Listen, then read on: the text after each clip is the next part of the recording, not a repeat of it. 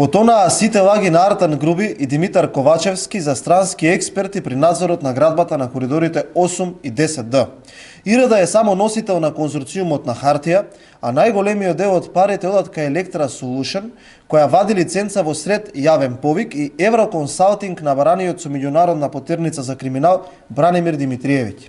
Electra Solution, која поднесува барање за издавање на лиценца, за надзор по отварање на повикот за прибирање на понуди и добива во ЕК на огласот, и Евроконсалтинг на криминалецот баран со меѓународна потерница Бранимир Димитриевиќ ќе поделат 70% од парите за надзорот на изградбата на коридорите 8 и 10Д.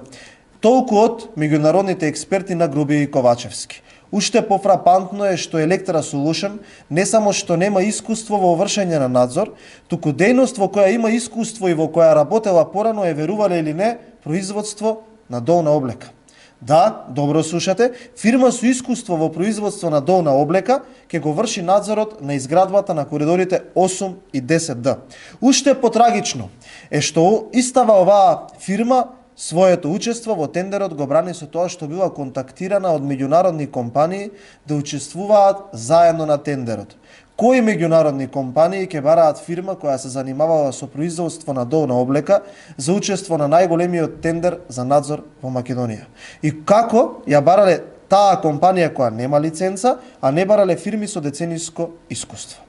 Оваа фирма Electra Solution ќе земе 8,2 милиони евра од тендерот од 22 милиони евра, а фирмата на криминалецот, баран со меѓународна потерница Бранимир Димитриевиќ, ќе наплати 7,1 милион евра.